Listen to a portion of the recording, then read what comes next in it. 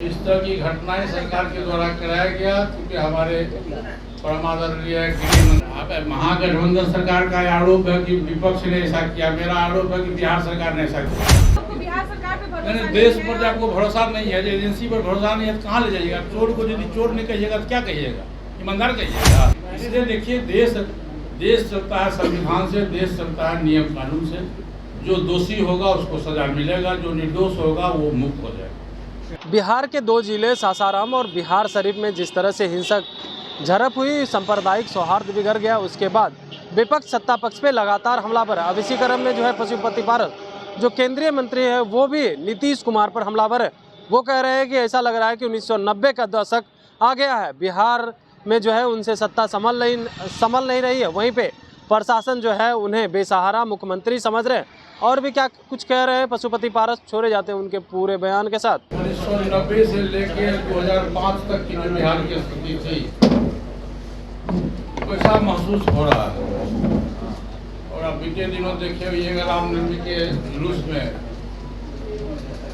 घटनाएं घटी और सरकार के द्वारा एनडीए गठबंधन के मंत्रियों पर आरोप लगाया जा रहा है कि उन लोगों ने ऐसा किया, जबकि 100% गलत है। सरकार अपनी विफलता को छिपाने के लिए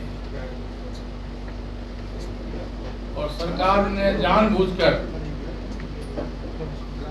इस तरह की घटनाएं सरकार के द्वारा कराया गया, क्योंकि हमारे परमादरणीय गृह मंत्री जी का कार्यक्रम था सासाराम में और कई जगह प्रोग्राम था उनका। तो इस ढंग से ये कराया गया जिससे उनका प्रोग्राम सफल नहीं हो, प्रोग्राम रुक जाए। और बिहार सरकार मुख्य दर्शक बन के देखती रही और भारत सरकार के गृह मंत्री जी का प्रोग्राम किसी न किसी कारणवश स्थगित करना पड़ा, क्योंकि वहाँ 144 लागू किया गया था।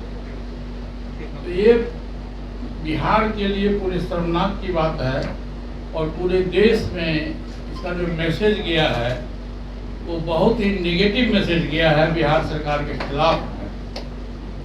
और देखिए, नीतीश कुमार जी गठबंधन में 17 वर्ष से एनडीए गठबंधन के पार्ट थे, एनडीए गठबंधन में थे और एनडीए गठबंधन ने उन पर विश्वास किया और कम सीट मिलने के बावजूद भी उनको बिहार का मुख्यमंत्री बनाया गया। और बिहार की जनता ने नीतीश कुमार जी को एनडीए गठबंधन के लिए ही अपना मत दिया था, न कि आरजेडी में जाने के लिए दिया था। और इसके पहले भी आप देखे हुए कि 2015 में भी नीतीश जी आरजेडी गठबंधन में गए थे और कुछ दिनों के बाद फिर वहां से वापस आ गए और ये बोल के आए कि अब मैं कभी जिंदगी में, जब तक मैं राजनीति करूंगा तब तक मैं कभी आरजेडी गठबंधन में नहीं जाऊंगा। फिर भी दोबारा वो चले गए। आज बिहार का प्रशासन पंगु बन गया है। इसका एक कारण है कि नीतीश जी अपने को कमजोर महसूस करते हैं और बिहार का जो पदाधिकारी है वो भी नीतीश जी को कमजोर मुख्यमंत्री मानता है, बेसहाय मुख्यमंत्री मानता है।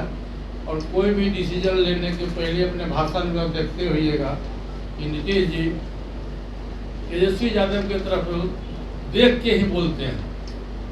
तो ये बिहार के लिए बहुत ही दुर्भाग्य है और मैं भारत सरकार से मांग करूंगा कि बिहार की जो लॉ एंड ऑर्डर की स्थिति है,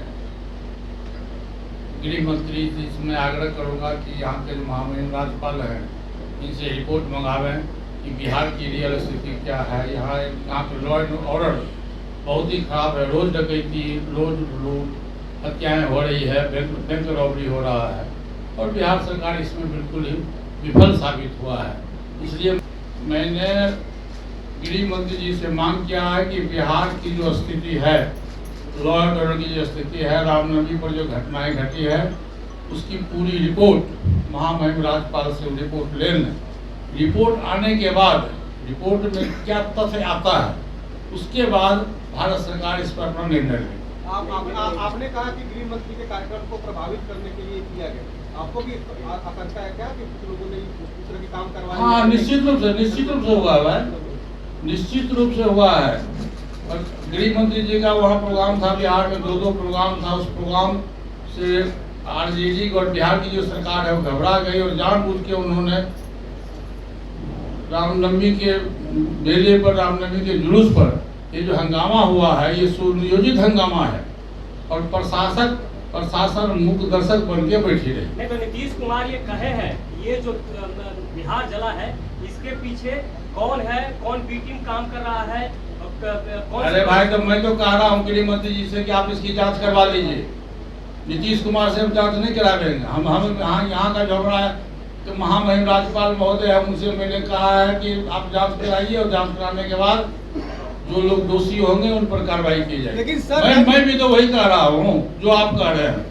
लेकिन सर राज्यपाल का एक प्रोटोकॉल होता है। आप कह रहे हैं कि राज्यपाल अपनी रिपोर्ट दे, लेकिन राज्यपाल परसों एक कार्यक्रम में उन्होंने ये कहा कि प्रधानमंत्री जी को 74% जनता चाहती है कि वो फिर से प्रधानमंत्री रहें। ये राज्यपाल कैसे कर सकते हैं? राज्यपाल देश का नागरिक नहीं है क्या? नागरिक हो सकते हैं। पहले सुनिए, सवाल क्या है? पहले सुनिए, ये मौलिक अधिकार है, हर एक व्यक्ति का मौलिक अधिकार है। देश का जो नागरिक है उसको मौलिक अधिकार है, आप उसके अधिकार का हनन नहीं कर सकते। पहले वो देश का नागरिक है, तब दूसरे में वो राज्यपाल है। बिहार सरकार की जांच से संतुष्ट क्यों नहीं है आप लोग, ये बताइए? बिहार सरकार की जांच से संतुष्ट क्यों नहीं है? बिहार सरकार की जांच से संतुष्ट नहीं है कि बिहार सरकार खुद अभियुक्त है। बिहार सरकार के रहते हुए, मुख्यमंत्री के रहते हुए, प्रशासन के रहते हुए घटनाएं घटी है, तो इसलिए जो अभियुक्त है उससे हम जांच कैसे करा रहे हैं? जो निष्पक्ष बॉडी है उससे जांच कराने की बात हो रही है।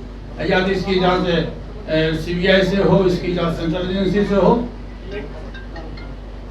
लेकिन सर महागठबंधन सरकार का आरोप है। महागठबंधन सरकार का आरोप है कि विपक्ष ने ऐसा किया। मेरा आरोप है कि बिहार सरकार ने ऐसा किया। आप इसकी जांच करा तो लीजिए, मैं तो जांच की बात कर रहा हूँ ना। ठीक है, राज्यपाल महोदय से नहीं कराइएगा, सीबीआई से इसकी जांच हो। स्पेशल तो सीबीआई को भरोसा ही नहीं है। आप जब देश पर आपको भरोसे नहीं है तो देश को कहाँ ले जाइएगा? बिहार सरकार पे भरोसा नहीं, देश पर जब आपको भरोसा नहीं है, एजेंसी पर भरोसा नहीं है तो कहाँ ले जाइएगा? चोर को यदि चोर नहीं कहिएगा तो क्या कहिएगा? ईमानदार कहिएगा? आप एक भी व्यक्ति का नाम लीजिए जो निर्दोष आदमी को सीबीआई ने पकड़ा हो। आप बोलिए, एक भी व्यक्ति का पूरे देश में नाम लीजिए जिसको सीबीआई ने गलत ढंग से पकड़ के जेल में बंद किया हो। जो दोषी है, सुनिए, जो दोषी है उस पर सीबीआई कार्रवाई कर रही है। कोर्ट का अपना जुडिक्शन होता है, सीबीआई का अपना जुडिक्शन होता है, उसमें सरकार का कुछ लेना देना नहीं है। आप एक भी व्यक्ति का नाम बताओ जो व्यक्ति निर्दोष हो, उस पर सीबीआई कार्रवाई की हो। आप बताइए, आप ये प्रश्न पूछ रहे हो हमसे, आप बताइए कौन सा व्यक्ति है शायद जिस पर सीबीआई ने गलत काम किया, ईडी ने गलत काम किया है? इसलिए देखिए, देश चलता है संविधान से, देश चलता है नियम कानून से। जो दोषी होगा उसको सजा मिलेगा, जो निर्दोष होगा वो मुक्त हो जाएगा।